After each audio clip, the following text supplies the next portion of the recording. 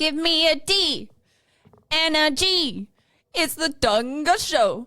It's the Dunga Show.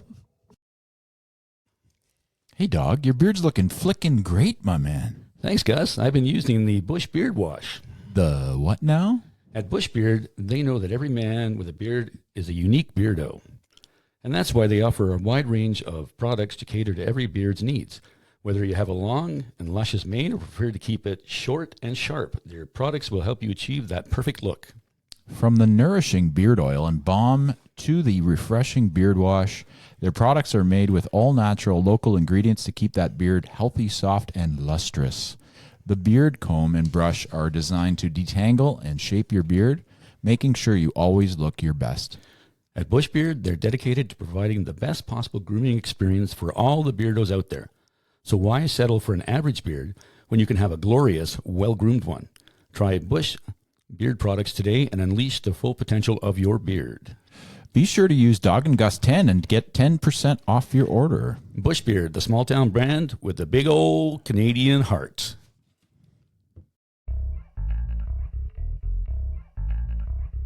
Hey, coffee lovers, Doc here to tell you about our favorite new brew, Green Army Coffee. That's right, dog. Green Army Coffee isn't just delicious, it's coffee with a mission. They're veteran-owned, and every cup supports those who serve.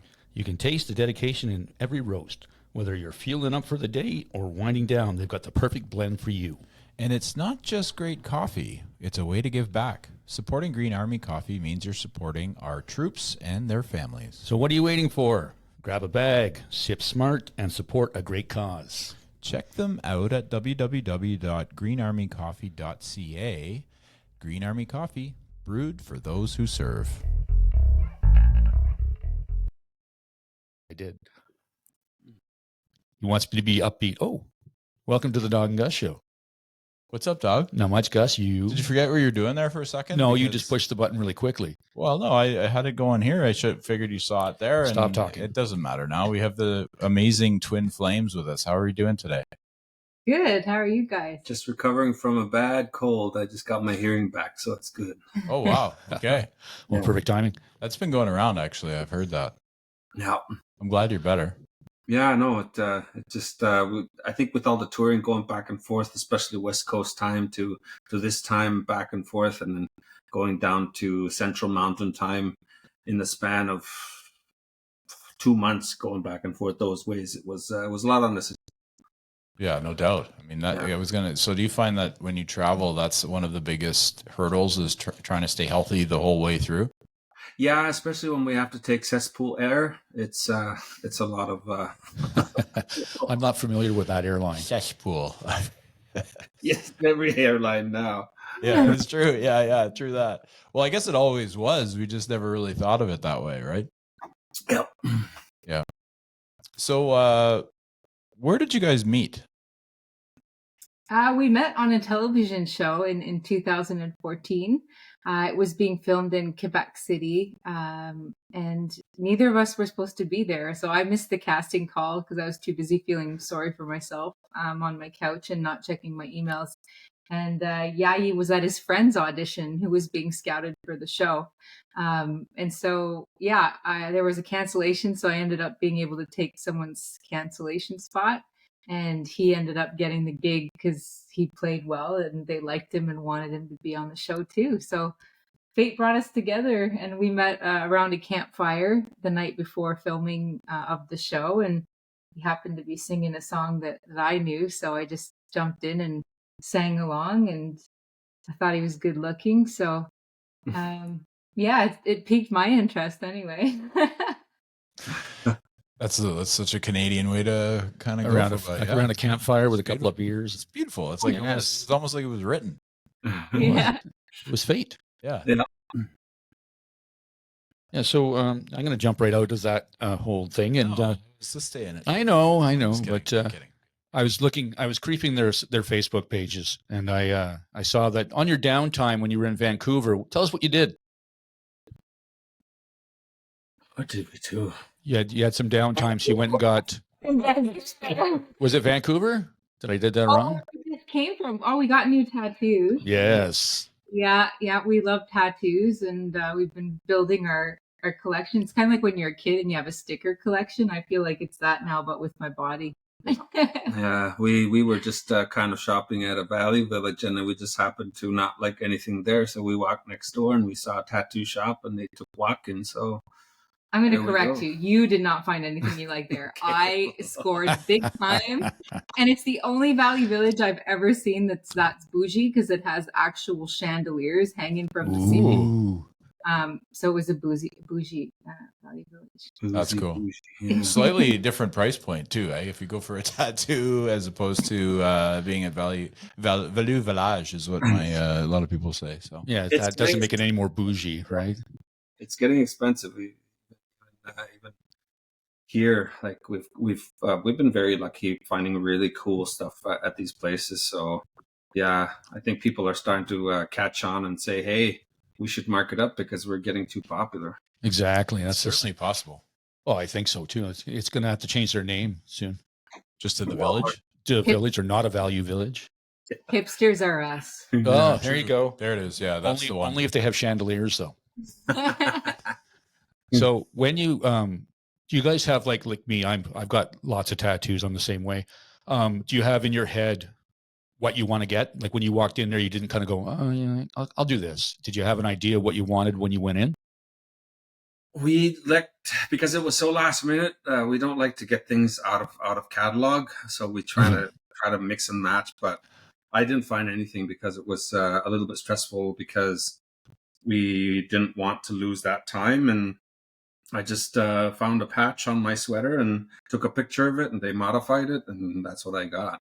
There you go. Wow. So every time I get something, I either draw it myself or I take a drawing of like right now. My next two tattoos are probably the tattoos that my two daughters drew, and yeah, I just like patchwork, so I choose stuff and modify it and make it different, and yeah, that's kind of where girl I'm at now. guide patches. Girl guide. I'm the one. I'm the outs. You know, the outlier here because I don't have a tattoo. Dog's like covered from head to toe, basically. And we talk about it quite often. And I always felt that when I do it, it has to mean something to me. Yeah. And I had my mom write out my daughter's names, so Tilly and Flo. And I'm gonna get that simply done first. So I'll always have my mom's writing whenever my mom leaves. I'll always have her writing, and it'll be the two daughters that of course we adore our daughters. And then I lost a brother too, and I've always thought about something for him, but yeah, just nothing's ever spoken to me yet. So I'm still kind of being the outlier here because used to be people with tattoos but now everybody seems to have embraced that culture, and I'm just like, I'm not there yet, but I do have an idea, so hopefully I'll get it. No, next time I'll show it to you. All right. That'll be awesome. The pain Yeah. is addicting. I don't like the pain. We're very different in that way. Yeah, you like the pain? Yeah, I do. That's good. I It mean, it numbs your brain. Yeah, it could be cathartic too. It's like it's art. So Yeah, it depends on people where you get them too. If it hurts a lot or hurts a little. Which one hurt you the most? Your knee? Inside of the arm. Oh, Yeah. okay. Up in here, up around the armpit. That was not fun whatsoever. Not just the tattooing part, but just like the contortioning I had to do for him to get there. It's just like there was an earthquake in Los Angeles when mine started to hit in the bicep area. yes, yeah, yeah. It's not a lot of fun, but yeah, I continue to want more. I have a whole bunch of ideas. So Yeah. I have to ask, as one of the biggest Tragically Hip fans of all time, Grace 2, your version of Grace 2 is so good. I was listening to it before you came on. I've listened to it a bunch of times. I absolutely love it. And I love the incorporation of the Indigenous music as well. Where did that come from? And what does Tragically Hip mean to you? Well, thank you. I think that's amazing. Did you want to talk about it? No, you tell it so much better. Okay. He doesn't want to sleep on the couch tonight. Well, nobody does. I start doing voices and I get in trouble. So. Fair enough. Yeah. A few years ago, well, actually a year after Gord Downey's passing, we were invited to be a part of a Tragically Hip Well, it was a Tragically Hip event in a way. It was to raise funds for the Downey Wenjack Foundation. And so at the time, we knew of the Tragically Hip, and we had heard a lot about what Gord was doing in the final years of his life. I know that personally, for me, that's when I started to really tune into who the Tragically Hip were and who this guy named Gord Downey was. And I didn't really grow up with the Hips music, so I was like kind of after, like I would have been a teenager when they were not as hot as I mean, they were always hot, but you know what I mean. I Yep. was a little young for it. So essentially, when we got asked to be part of this gig, we were honored. Um, but we also had to learn a cover song to be a part of it. So there was a great lineup of amazing artists. There was Tom Wilson from Blackie and the Rodeo Kings, Bruce McCullough from Kids in the Hall, Danny Michelle. Trent Severn. There was a whole bunch of really great Canadian artists, and we were like the little guys coming in there like, oh shit, what are we going to do, you know? So we learned Fiddler's Green, and we practiced it a whole bunch, and we researched how and why Gord wrote that song, and we thought, okay, this is really in line with a lot of the stuff that we do and a lot of stuff we already naturally sing about. So we thought we could do it some kind of justice. But on our drive there to the gig, we got a phone call saying, well, Tom Wilson does Fiddler's Green, and he's done it the previous year as well. So you guys, can you please change your choice? And we were like, he's driving. Like, we have a 5-hour driving rehearsal, was like right as soon as we were arriving. So we Google searched the Tragically Hip's top 10 songs.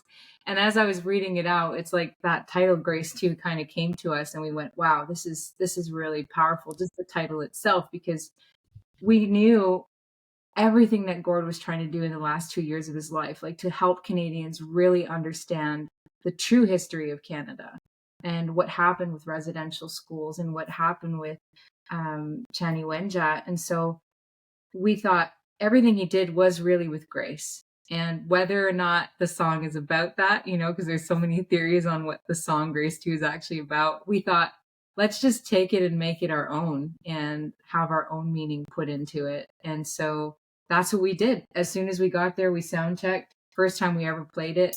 And then that night we played to a sold out 1,500 seat theater. No pressure. Yeah. Not at all. Yeah. None at all. And it stayed that way. The song kind of just stayed that way. Like the flute parts and throat singing and everything just kind of came together. And we got asked the 2 following years to come back and perform again. And it was like part of the stipulation was it had to be that song because the folks in the audience connected so much to it. And I guess when we think about Gord and his legacy and him really wanting to help Indigenous voices be heard, we really feel that with this cover because it's gone on so far. Like, it's reached so many folks, and it's been played on commercial rock radio in Canada. And for us little guys, like, it's a big deal, right? It's like he's helping still, no longer physically here, he's still helping us get our voices out there. We got to meet Gord's brother Mike on one of the evenings. We just happened to finish the set, and I was going out the side, and I got a hug from this gentleman dressed in all denim and a flat cap. And I thought to myself, if I was having a spiritual moment, because it looked a lot like Gord. And then he let go and he said, "It's me, Mike," because we've been having dialogue back and forth by email saying that there was going to be a family member of the Chani Wenjack family as well in the crowd. So he just wanted to say thank you and to thank us both. And he wanted to meet us afterwards, after the show, and have a chat. And after all of that, after all the fans, every show that we had played in those 3 years, crying to us and saying, "I hope you're going to record." It was a lot of, we had to make decisions, obviously, and we had to do the due diligence of making sure that we got the rights to do it. And just doing an iconic song like that from an iconic band was very stressful. I would imagine. Yeah. And so we needed to do it justice. Mm-hmm. And we wanted to make sure that we stay true to its intent, but at the same time, it needed to be twin flames. Mm-hmm. Yeah. and Well, we're very happy how it turned out. It's still up to today, still one of our most popular songs, most Shazam song, most requested song, and we got messages across Canada, even down in the States. We played it down in California in San Pedro, in a little dingy bar, and the person came up to us afterwards like, "Oh my God, you know the hip." So it was pretty cool. It is very cool. And I'm a huge hip fan, and I went to the Secret Path at the NAC, and to be honest, as a Canadian and living here for being born here and living here, obviously the history was never taught to us properly. Very colonized, of course, way of thinking as far as the history goes. And then during COVID, I took the course that was offered by the University of Alberta. And I was just like kind of, for one, I felt that Indigenous people live the right way, like they live off the land and the nature and everything that goes with it. And it really gave me some perspective that I couldn't get just as a regular white dude that's from Canada, right? It was just so powerful. And then of course, being a huge Tragically Hip fan, I love Gord Downey. I was heartbroken when he got the brain cancer. And then went on tour, and I saw them 3 times on tour. I did the whole thing, but your version is just so you, and I love that about it. And I just wanted to mention it. It's such a great version, and thank you for doing it. Thank you. Yeah, we just watched the documentary. Oh, I bawled my eyes out twice. I was like sitting there, especially Fiddler's Green, as you mentioned, because of his nephew dying of something that happened to Gord Sinclair's brother as well. And we didn't know that. And then of course, that comes out, and it's just beautiful. I really appreciate you guys doing that. We were just playing it actually. We kind of started going back to some of the stuff that we used to play in Fiddler's Green. Has been something that I've been playing a lot lately with my guitar with alternative tunings. So we were just playing it in front of the fire earlier. After. Oh, really?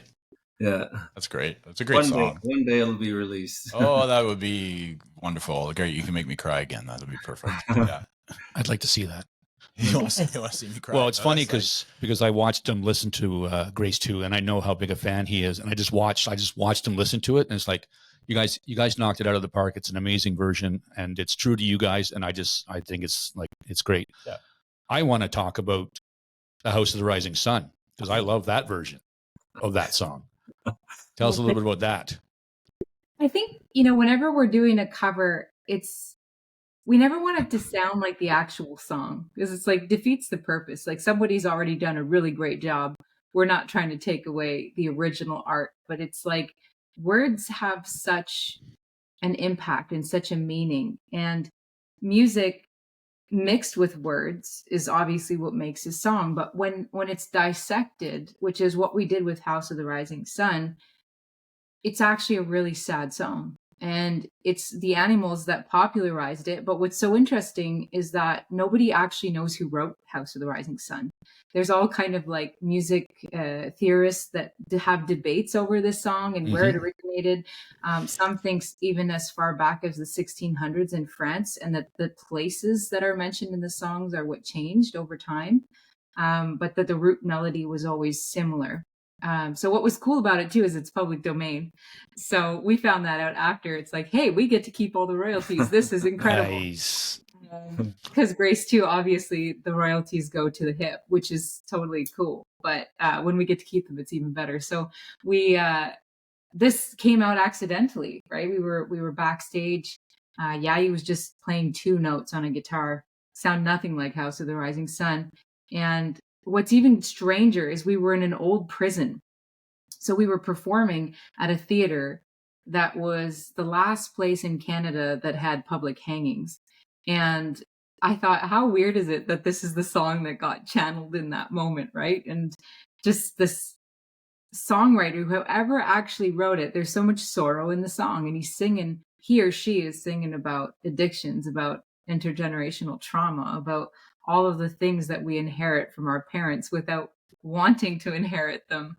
And I guess it just struck home for both of us. And so I started singing, Yayi joined in, and it was just like, whoa, that was cool. we should record that.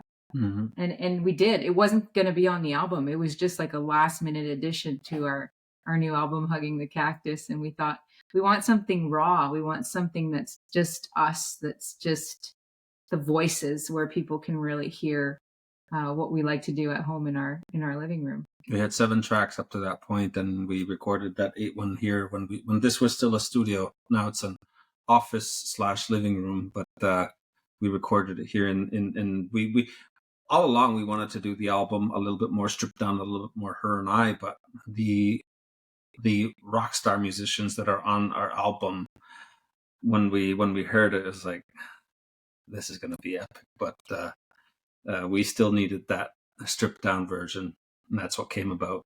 Yeah.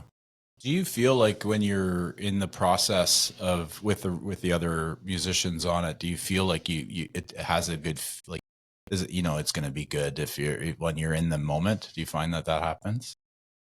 Well, we write very differently. Like, we write all our songs together, just the two of us. And then usually bed tracks and everything are laid before getting in the studio with the session musicians. So there's kind of a guideline as to what these songs are going to be. But watching them come into a room, and they had studied the songs prior to coming into the session at Noble Street Studios in Toronto. And we were just like nerding out so hard. It was the coolest friggin' thing I've ever seen in my life, watching those guys play. It was really difficult to not take the recording artist out of that equation and just look at the people as if we're people looking into the aquarium, looking at really beautiful fish. And we weren't sure if it fit, but at the same time, it just happened to be very along the lines of what we've always wanted out of our music.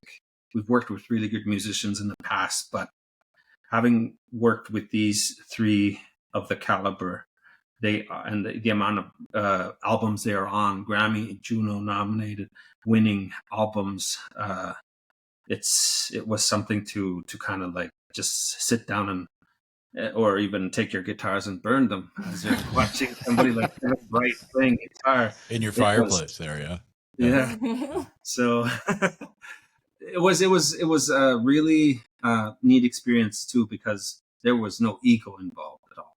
These are top tier players, and they've toured all over the world with these amazing artists of yesterday and today, and there was no ego. Like, they're there to do justice to what we want, not what they want, but what we want. And it was very evident. Yeah, that's cool. Well, when you get guys that have been around a long time, I guess they get that. Especially a lot of session musicians they're amazing to do that. Okay, tell us what you want, and we'll do that for you. Yeah, professionals, yeah. You know what I mean? I mean, they know, and they've been doing it a long time, like you say, and you've got your vision of what you want to do, and hopefully they don't, like you said, the ego's out of the equation. So they're like, okay, it's Twin Flames. Let's go. This is what they want. Let's do it. Yeah. Very cool. Yeah. I have twins too, by the way. Nice. Yeah. We often get asked that. Are you twins? It's really awkward. Yeah, Like, no doubt. No, yeah. Yeah. Yeah. Yeah. Like, we don't, no. It's a little different, slightly different relationship. Yeah.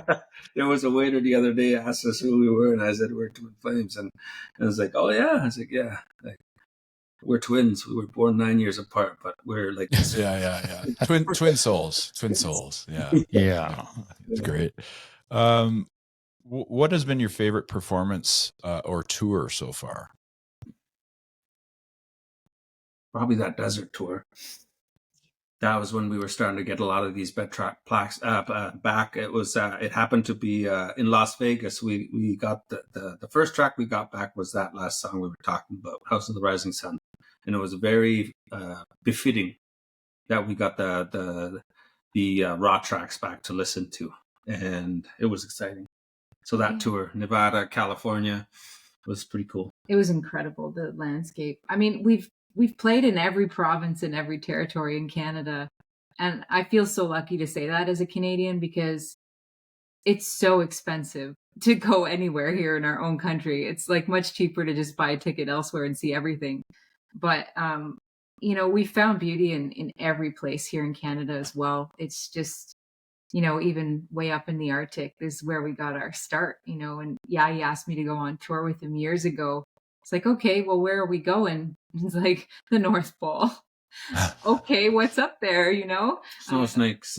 flying only communities, 250 people, 300 people population. And, it's just gorgeous. And, we've been on cruise ships where we've played in Greenland on like volcanic beaches that are black sand. And just, I don't know, it would be too hard. Australia was incredible. The Cayman Islands, like, I couldn't pick one place. I just feel extremely privileged that we get to be tourists and play music as our job. It's still a daily, like, pinch myself, am I dreaming type scenario. I could awesome. say the weirdest place that I've ever played, though, is when we started getting the green light to play back again, and we played on Mooney's. Is it not Mooney's Bay? The stage there with the cars. Yeah, The drive-in theater. We played a drive-in stage to people sitting in their cars, Wow. and I felt like I was Lightning McQueen or something. right? They would honk instead of clap. It was so strange. Yeah. Very cool. Yeah. Yeah. Well, there's the father in you saying Lightning McQueen, that's for sure. Dogs be like, what is he talking about? I know who Lightning McQueen is. Thank you very much. Okay, yeah, sure. That's That's sure awesome. me. That's That's- awesome. How hard was it? Because I know you guys quit jobs to go fulfill your dreams as musicians. You guys, how hard was that to do? Was it like a leap of faith, or you guys just had it? No, we're doing this. This is going to be awesome. I think for me, it was like hanging on for dear life. I was working for the federal government. I'd been there for about 10 years. And in all honesty, I had a nervous breakdown. I couldn't handle the thought of serving a 9-to-5 prison sentence for the next 35 years. And it was actually one day that I was going into work, I almost got hit by a car. It was like this close to hitting me full on. And it was like one of those really cliche moments where your life flashes in front of your eyes. And I was like, I can't spend the next 20 years doing this. Like, this is not my purpose. I don't feel fulfilled. I'm going home depressed, and my kids are seeing me depressed. And I'm doing all the things that you're supposed to do, especially when you grow up in Ottawa. You go to school, you get a job for the government, you get the white picket fence, you get married, you have the kids, you do all of that. But it was like this empty feeling of unfulfilled dreams. And so when I met Yai, like I said, that day I was self-loathing. I was feeling sorry for myself on the couch. I'd just gone through a really bad divorce and started to make music in a basement studio with a producer, just as something to keep me going, to keep me sane.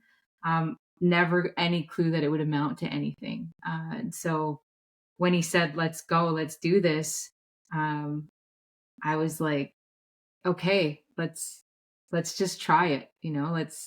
Let's go. And Yeah, you took a 2-year leave of absence. I did. I took leave without pay for 2 years, and then I retired in 2020 at 33 years old from the federal government. And we still feel like we're hanging on for dear life a lot of the times, because this industry, especially being husband and wife, there's no other supplementary income coming in. It's like, this is it. It's music. We're all in. Mortgage, car payments. Yeah, they all come out. They all come out no matter what. Yeah, 6 kids, Addictions. everything happens, but at least we're doing what we love.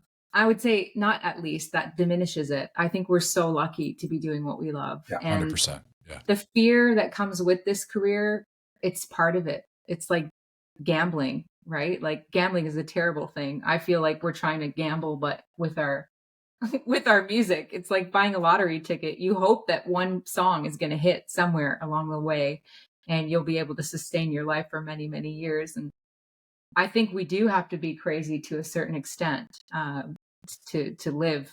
So a lot of folks, I don't think, could live in uncertainty all the time. But We have a lot of our friends that are more successful in the scope of things, that have a job or two to supplement their lifestyle, their musicianship. So we're lucky. We get to play the amount of shows we do, and just have a blast. I think you say you're lucky, but you're wildly talented too. So that that goes a long way, and I think the passion comes through in your music because I was in a similar position as I remember I did a 90-day contract or something with the government. Of course, an Ottawa-based person. I remember finishing a project that they gave me quickly, like as you would, and they said, "No, you had a whole week to do that." I was like, "Well, I'm done. What do I do for the next 4 days?" And they're like, "Well, I don't know." And you basically just sit there, and you're like, "But I can understand where that comes from. Where I couldn't punch a clock for 35 years and just sort of, have no outlet and no, you know what I mean? Like exactly what you said. You did it for 10 years. I did it for 90 days, and I was like, this is not for me, But I think that following it's a true test to follow your passion, which is the wrong thing, of course, but it is the right thing to do, but it's the wrong, you know what I mean? But it's such an impressive thing that you guys have been able to kind of catch that in a bottle and figure out exactly what you wanted to do. And so, like you said, some people just don't do it. They do it for 35 years and then, fade off into the sunset, And by the way, your merch, and this is totally off topic, but your merch is amazing. I'm getting one of those white sweaters that you have there. They're Thank phenomenal. you. The cactus, it's Hugging the phenomenal. cactus. Yeah, I love it. I was all over it. Dog was telling me about it, and then I went and looked, obviously, and I was like, "Oh, this is great." Yeah. Oh, The toques are for me. Yeah, you're getting a toque. Mhm. He's a toque guy. Toque guy, we got those too. Yeah, I like the red one with your logo on it. I think that's pretty. I don't have a lot of red toques, so. Oh yeah, and you love red. Yes, I do. Yeah. It's surprising that the distributor is quite quick as well. We outsourced this time because having a hold of the soft stuff was often a lot of things got left behind because we were out on tour all the time. CDs, however, we still have them, but not a lot of people get the CDs anymore. But we still ship them out quite a bit. But right now, especially with the postal strike, Mm-hmm. we have a handful of stuff that are kind of stuck in the vehicle right now, and people waiting. But That's what's great about the merch. Yeah, they're shipped through Purelator or something. It's great, like that because like as a musician, you have to front out a bunch of money to get your merch made, and then it could sit there for a year if you're not touring or you're not having enough orders. So this new system is wonderful. It's like it's on demand printing. So then they ship anywhere for us. So if we're on tour for several months, people still get their stuff. Yeah. Which we're loving. I love the advancements in technology these days, and the how to be an independent musician type thing, right? Yeah, of course. It's wonderful. Yeah. I mean, any tool that helps you kind of streamline things is great. Yeah. Vinyl's our next project. It's yes. By the new year, we'll have some vinyl. That's what we wanted to hear. We want some. We want some. Yeah, that's great. Tell us a little bit about the documentary for the new album. Well, this has been for every album we've made. We've always, even when we were still little guys, we had to document what we were doing because it's always special. It's almost like giving birth. You're putting something new out there into the world, and every single album is different. And so for this one, it was, we started off at Noble Street Studio at the National Music Center in Calgary, Alberta. We received an opportunity to go do all the bed tracks there and use their entire living collection. Because the National Music Center, for those that don't know, it actually it's a museum that houses all kinds of instruments from like as far back as the early 1900s, late 1600s even. Some of them were so old. So essentially we got this catalog before we arrived, and we got to shop. So everything that was like a wish list or a dream, we could put on that list, and they would bring it to us in the studio. And then the board that we were recording on is the actual board that like Fleetwood Mac, AC/DC, Rolling Stones. Yeah. Rolling Stones bus is even in that museum. It's pretty cool. Really? Yeah. Yeah, the recording studio bus that they did outside of their mansion. It's in there. We could have recorded in that one too, but we were like, we'll go with the I think it was a bit too furry. The board was a bit too furry. Yeah. It smelled a little bit. No doubt. Yeah, I think there was a lot of blood, the sweat and tears that went on in that bus, and maybe other things, but likely. wouldn't go in it with a black light. But No, you don't want to do that. no, so we did part one there, and then part two we did at Noble Street Studios in Toronto, and then the guys came to join us: Kevin Bright, Davide D'Arienzo, and David Pilch. And we were working with John Beadle Bailey, our producer, who is incredible. He just produced Alex Cuba's album that won the Grammy.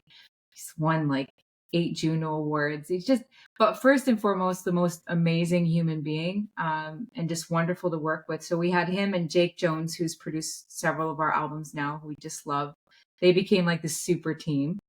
So that was kind of part two. We had a great film crew come in, capture everything there. And then part three was at the Record Center in Ottawa just last week, kind of recapping the entire experience of the making of Hugging the Cactus.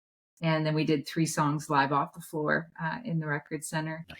So now we have to work with a whole crew that's going to help us take all of that footage and put it into a documentary that folks will want to watch and find interesting. Yep. That's awesome. I love that you're right. Everything is documented, so it's cool that you could video record it and then put it out as another artistic project, right? So it's great. We're trying to take back that form of media because everything is so fast paced now. It seems everything is all about TikTok and Instagram and Pinterest, and it just feels like the artistry, the artist is no longer validated for their mere talent of being musicians anymore. They have to be super people, where they are the PR team all in one. So yeah. Well, it's good too to show people what you got, what is involved in recording an album. What is because people don't know. Like you said, their attention spans are like, oh, we're done. Yeah. But it's good to like the hip one. Like I started to watch that, and that was incredible. So I'm glad that you guys are doing something similar, because that's pretty cool to see. Yeah. And I'm assuming that the record center will get your first vinyls to sell, right? Yes.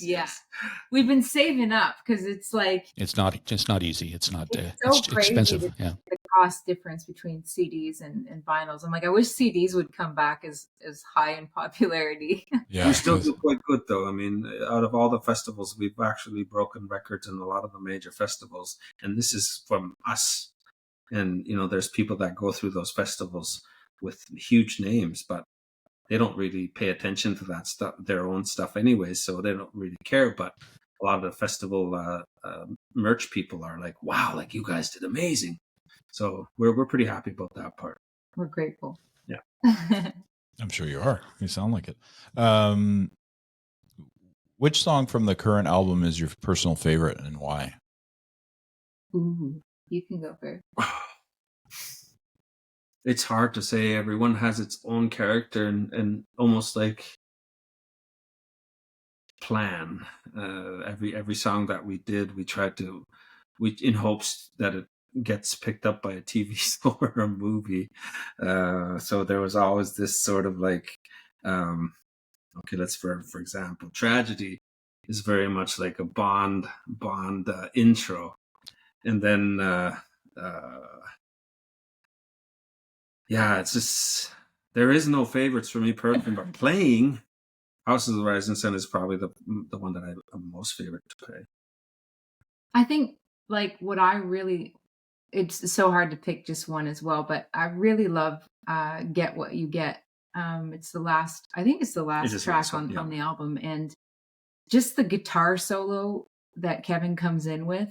It's like, you don't hear that as much these days in modern music. It's like everybody from the labels and radio stations are like that 30-second rule. Like you got to be into the song like in under 30 seconds, 15 to 30 seconds. Anyways, but I was like, we're always like, we don't care about rules.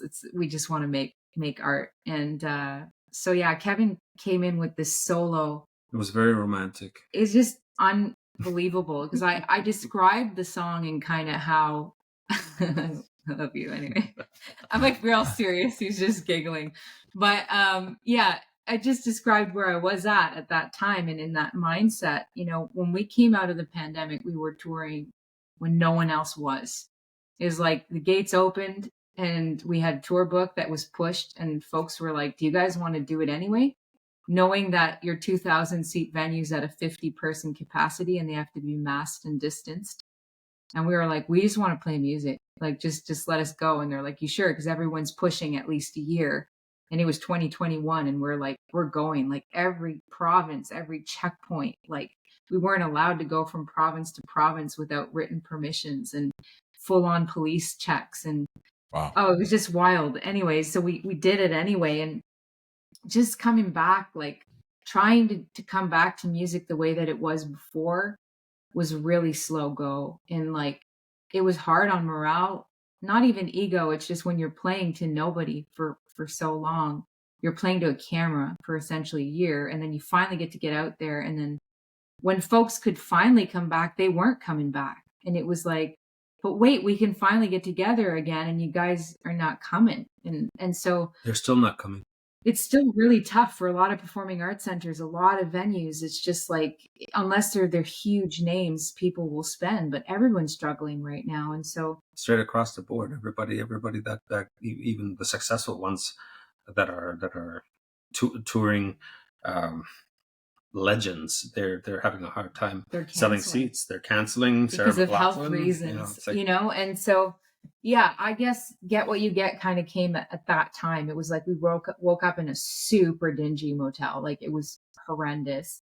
And I could barely breathe because the carpet cleaner was so strong. And we'd been away from home for so long. And there's so much sacrifice that comes with this. Yes, we're living our dream and it's incredible and there's so much greatness. But we've also had to sacrifice watching our kids grow up and missing out on so much of their lives. And so for me as a mother, the guilt that I've struggled with over the years of pursuing my dream and doing what I love and not being a depressed like blob of a human being so that I can be better for my kids when I am home versus feeling guilty or feeling like crap when I'm out on the road too long, knowing that the kids are missing me. So it was a combination of all of that. And so I literally woke up and Get What You Get came out one shot. I just grabbed the guitar, he grabbed the guitar, and that was it. It didn't change. And when we explained this to Kevin, and all the guys really, they all felt it like on such a deep level, because that's what being a musician is. It's like, there's so much sacrifice that comes with the dream. And when do you throw in the towel, right? You're constantly asking yourself that question. Like, when do I need to throw in the towel? And we started late. We started this music thing straight out the gates 10 years ago. And it's like, what is success, right? And how do you define your own success? And so, anyways, I'm a huge Norah Jones fan. Like, I grew up, that album Come Away With Me when I was growing up. It was just so huge in my life. And Kevin is the one that played guitar for Norah Jones all over that album. And so he grabs his resonator guitar, 1932, that was gifted to him from a group of nuns that couldn't afford to fix their bus in Toronto back in the day. So his buddy inherited the guitar and then gave it to Kevin. So Kevin pulls this out and he just goes with this intro. And it was like every hair on my arm was stood straight up. And I was like, wow, like you just want to cry just straight from the solo intro. And it just captured it. And it's the exact same guitar that I grew up listening to on that album religiously. So it was a very full circle. What a trip. Moment. Yeah. Wow. That's really cool. Well, like the whole portion of it, where especially like being gifted something because you fixed the bus or something, and then your favorite artist happened to be, that's the guitarist using that guitar. Yeah. That's wild. That's amazing. It's pretty crazy.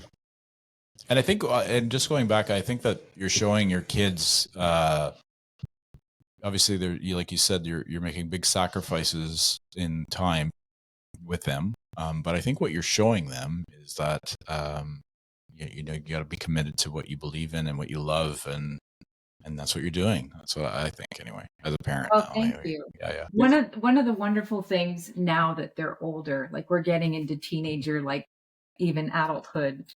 So there's conversations now that happen, right? And I think the most beautiful things that my kids ever said to me was, we don't feel sad that you did it. Like, we feel proud that you did it. And you showed us that we could have any dream and that we could do it ourselves Exactly. because you were living yours. And for me as a mom, I was like, okay, love you guys forever. That is incredible. There was also a lot of guilty parenting on our part, so we got spoiled like crazy. Yeah, no doubt. Yeah, You're Yeah, not the first or the last. So exactly. Yeah. but No. I mean, they're our biggest fans. I mean, they support us. They, they're often like, especially my two youngest set. They are excited about the next releases. They wanna show it to their friends, and they want to go to our concerts and They know sing along. every Yeah. word. It's incredible. Yeah. If you had nothing else, like that's a win, right? Like that's a big win. So I love that.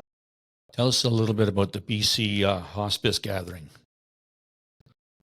Oh, that was a really neat experience. I mean, not neat in a typical sense, but to be involved in something that powerful, because grief is something that we all go through in life, where we experience the death of loved ones, near or far, and to be asked to be a part of it was an honor, because the reason why we do music is to try and sort of make life go on, and to try and help people get over things, or play a soundtrack to somebody perhaps in the dumps, and hoping that they get out of it.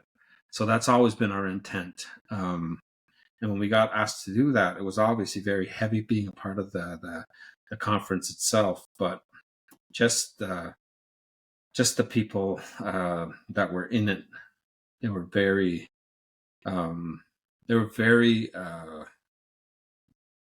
their hearts were full. I can't even explain it. It's just something that we always feel. Yeah, we feel like there's some success in our thing, but the people for us is the most success we have. The love that we get, the conversations afterwards.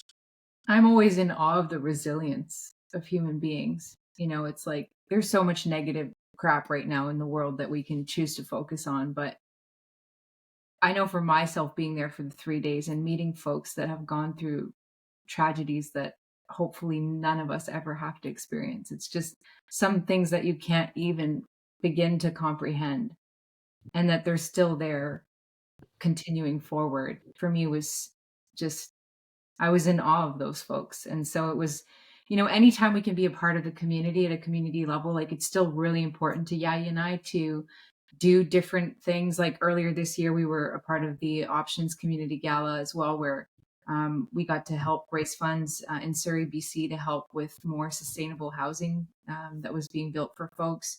So, I mean, we get to be a part of a lot of different things, and it's really important. It's important work. And whenever we feel like it ties in a lot to our own story, and we remember all the folks that helped us when we were down and out, or we needed help,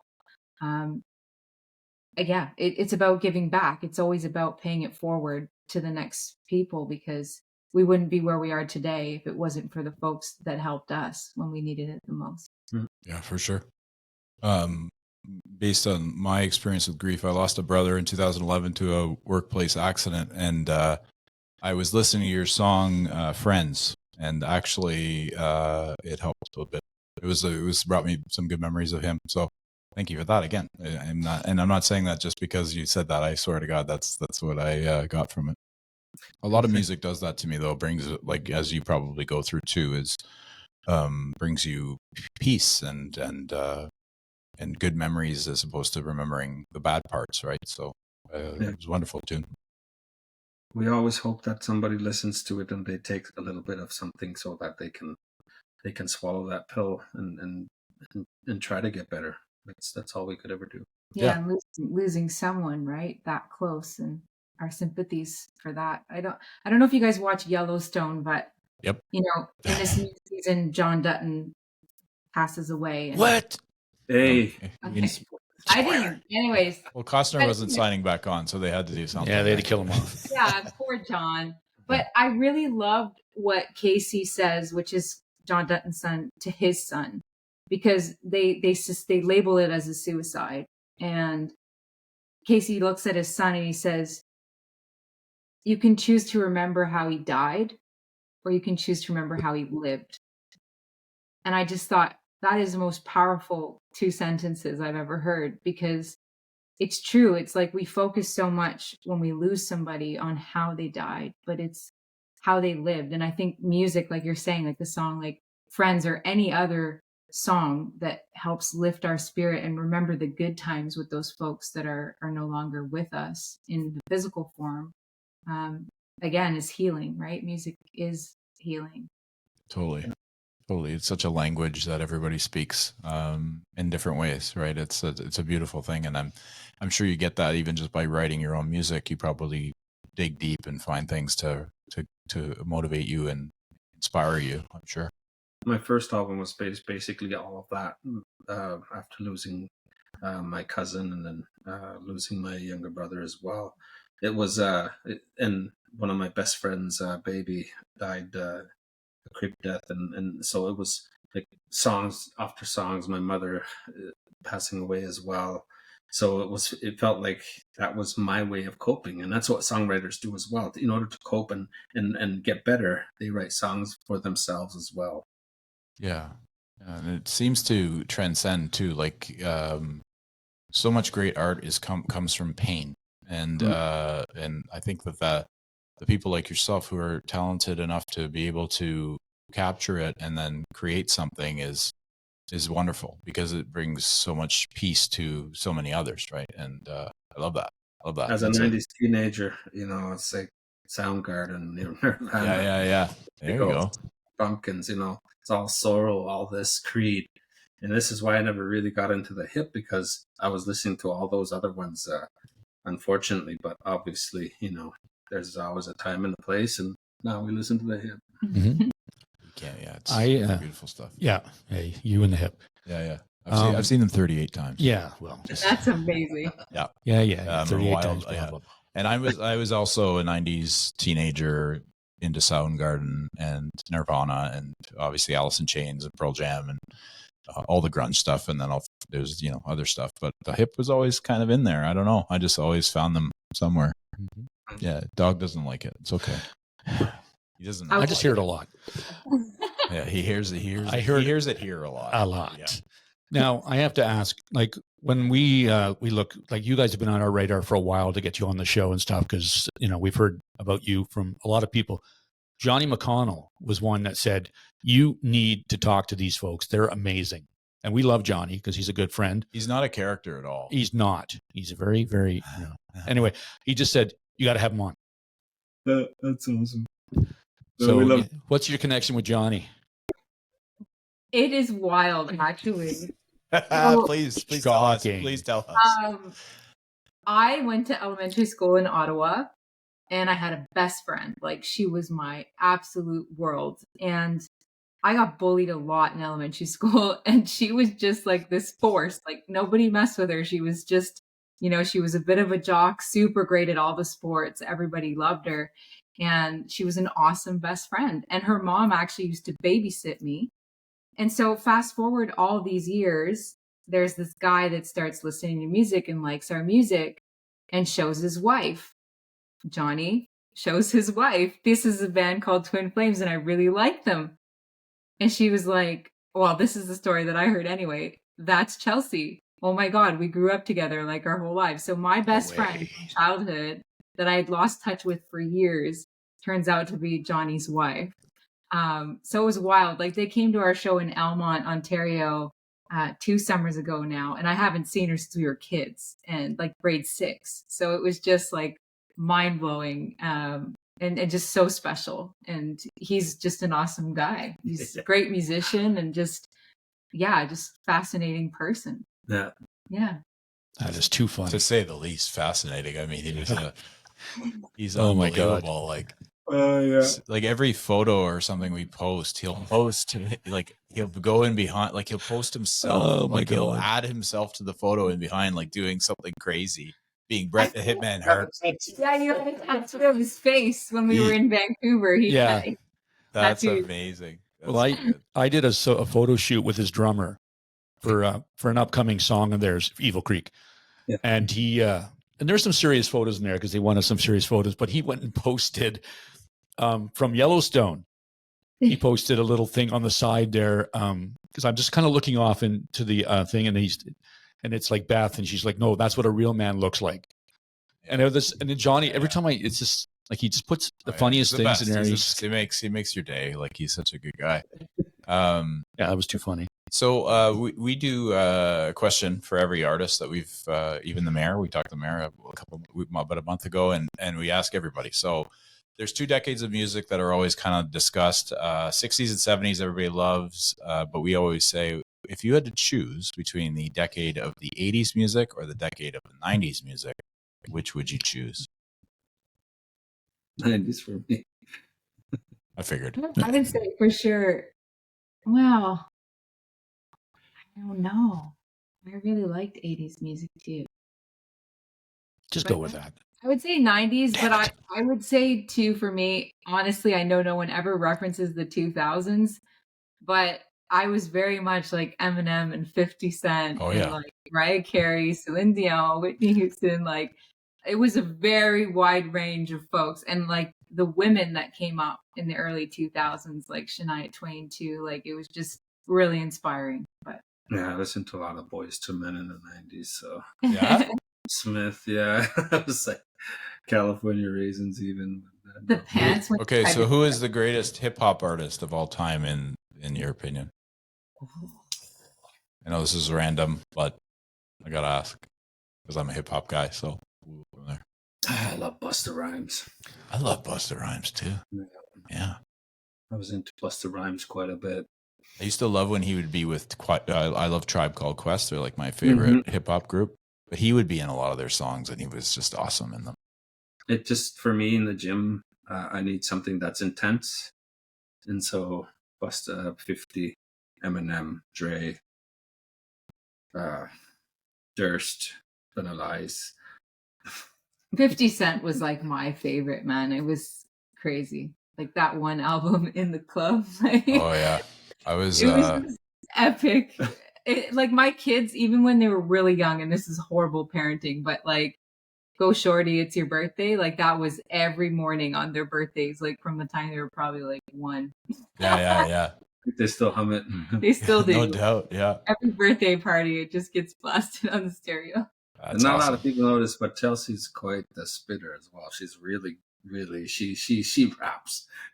She raps never in public, but she can lay down the Oh, words. nice hip hop album coming soon. Yeah, right. Flames hip hop album. Yeah. Yeah.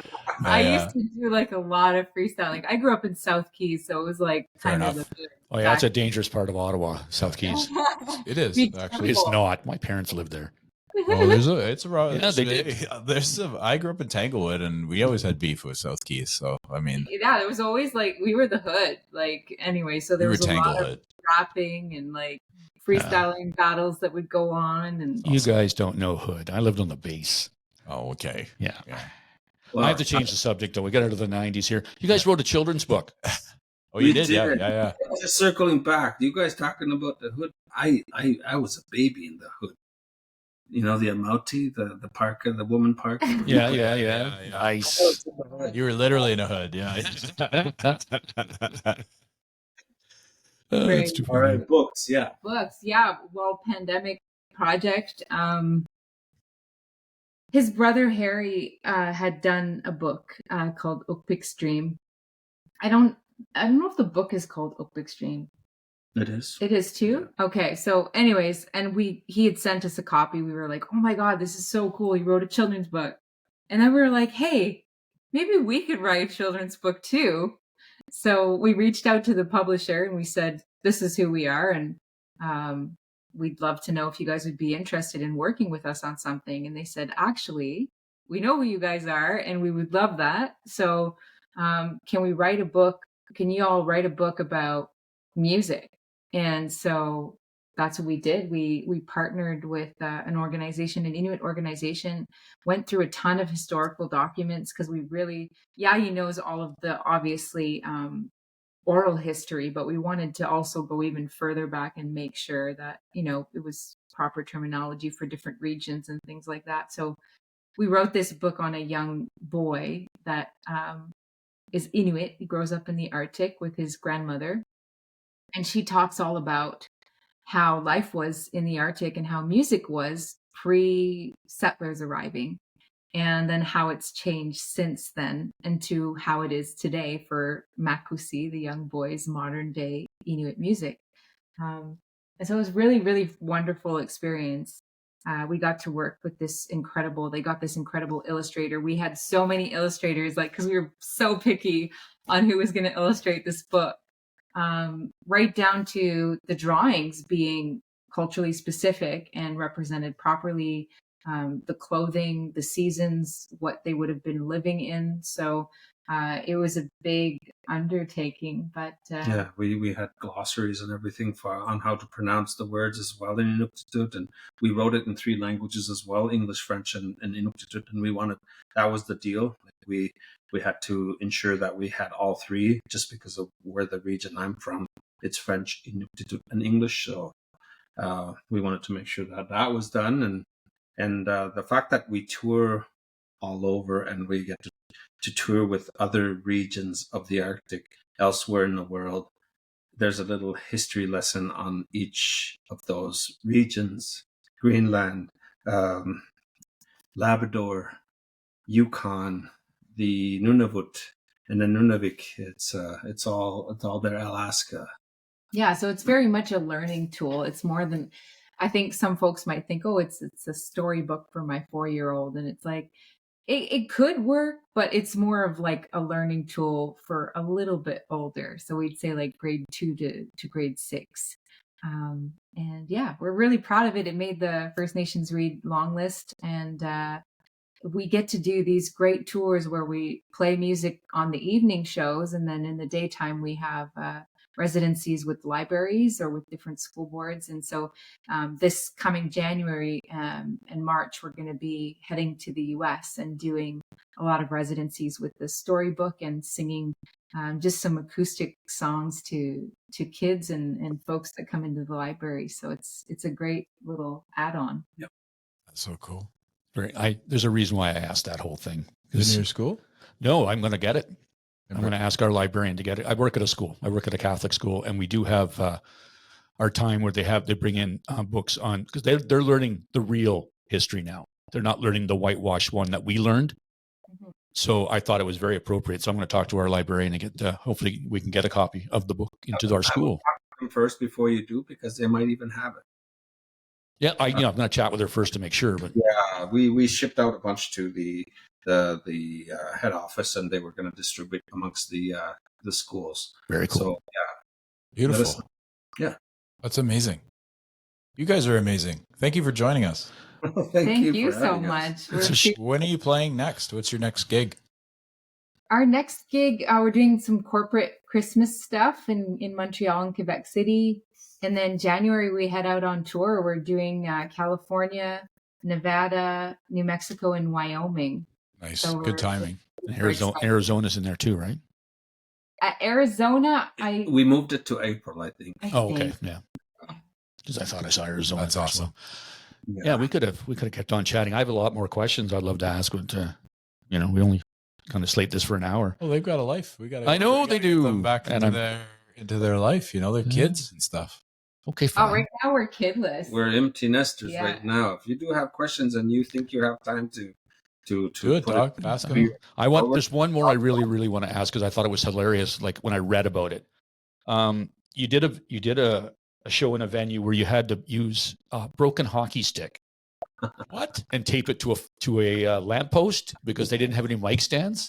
You do your digging. Thank you. Oh, good for you, dog. I thought that was hysterical. I can't believe. Yeah, we definitely have to have that answer. And how Canadian is that? Yeah, right. So every place that we've ever played where the equipment was not adequate, we've always, after each of those shows, went and bought stuff. And we travel with our own stuff now these days because of that. Our own speaker system, when it's PA required, because some places the speakers are duct taped. Some of them are not even, they don't even have mic stands. This particular place, they didn't have mic stands. So we went out in the back of the warehouse where the venue was and started putting things together. Saw an old lamp post and the broken hockey stick, and found some duct tape and just, it was almost as if we were taping Wayne Gretzky's hockey stick to Freddie Mercury's mic stand. Oh, yeah. Nice. That is so funny. That's amazing. I love I that. love that too. It's Oh my been part God. of me, like touring in really remote locations across Canada. It's to be expected, not every community can afford to have a PA system or somebody that knows how to store it properly and make sure it doesn't get wrecked. Because a lot of the PA systems are left in like a community hall where everything happens, and gym and balls and hockey and all kinds of stuff. So, as you mentioned, now when we tour in remote locations, part of our focus and our goal is to help people experience live sound the way it's supposed to be. Just because you're remote doesn't mean you can't experience a concert. So we partner now with the airlines, and we come in with our full sound system, our sound tech, full lighting, and give people a real show the way that music's supposed to be experienced. So That's we're cool. really proud about that. And he's paying for it with his hernia, but we have that fixed. 900 pounds of gear on one of the tours that they were loading and offloading on a Twin Otter plane. It's just wild. Just throw on some Dr. Dre in his ear and let him just lift his weights, like get after it, Yeah. He heals me. Yeah, no doubt. Yeah. I have more, but I just don't. One more. Yep. Okay, you're going to be playing in New Brunswick, 3 shows with a symphony orchestra. Is that the first time you're doing this? We played with the NAC Orchestra at Southern Hall a few years ago with Susanna Gluckart. So we were like her guests. So we got to do one song with a full orchestra. And last Christmas, we did a run with the Canadian Forces Central Band, which was really fun and amazing, cool. Yeah. And so now this opportunity came about where we're going to get to do 3 shows with the New Brunswick Symphony, but they're learning all of our original music. So we're having all the music scored by François Valliere, who's this incredible person to write the music, arranger. Yeah. We're so pro, we even know the terminology, right? And there'll be total imposter syndrome on our parts because we're going in there to play with folks that have dedicated their whole life to learning music. But yeah, we're super stoked. Like, I can't even imagine what it's going to feel like to have a full orchestra playing our songs. Like, I don't know how I'm going to get through it without crying, like ugly crying, because sometimes that happens to me. Yeah, I kind of have my tongue start falling out too because I'm just in awe.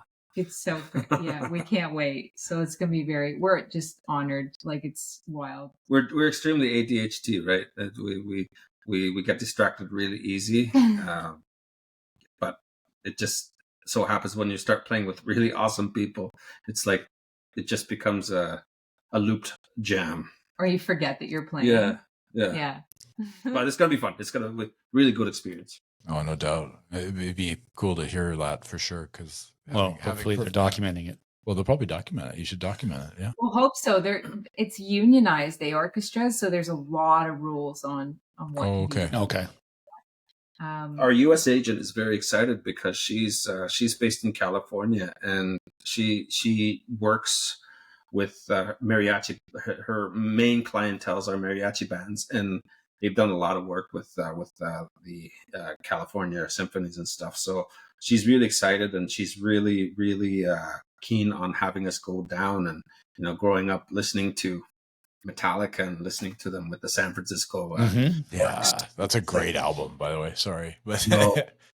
yeah. So all of that, like, just we just feel so fortunate that we get to do this and have these really cool experiences. Yeah, and Melanie Leonard, she's the maestro that we're working with, and she's the youngest female in Canada ever to be a maestro, and she's become a dear friend of ours and just incredible human being and just amazing to watch. Yeah. And so, yeah, she's going to be part of all of this too. So we're super stoked. It's amazing. Very, very cool. Yeah. I have one question. What's the best Christmas movie of all time? Ooh. For me, it's Miracle on 34th Street, Yes. like the original one. Definitely. Nice.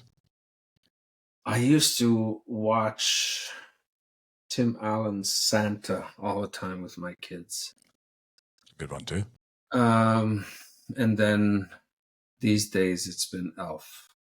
Yeah. Yeah, our kids love Elf. Elf, yeah. There's one called The Christmas Star, I think it was, and it used to always play on TV at Christmas time. It was about the dad, and he got in a bank robbery and he gets killed right before Christmas, and there's like an angel named Gideon that plays the harmonica, and then the Wow. dad gets to come back to life. Anyways, that was like pivotal because like every Christmas when I was growing up, it played like in the 90s. It was just always on TV. Nice. Dog? What's Very your- cool choice. Well, I like the Miracle on 34th Street, but my favorite still has to be and will always be, it's a Charlie Brown Christmas. Charlie Brown Christmas. Oh, yeah. So you're going to say Die Hard? No, I almost did. I Love was thinking Die about saying Hard. Love Die Hard. I almost watch it every year. That's but mine is A Christmas Vacation. That's my go-to That one is pretty good. because I can quote it all, and it makes my wife really upset that I can quote it all the time, and I play it 10 times before Christmas, so it doesn't matter. And on a DVD player, you know. By myself when the kids start sliding on the Oh sheet. man, yeah, no, he does. He does. You know, with Jim Carrey, The Grinch, that was huge. Yeah. Yeah. Off topic with the Grinch, did you know that he had like a person that from the CIA training him how to deal with torture?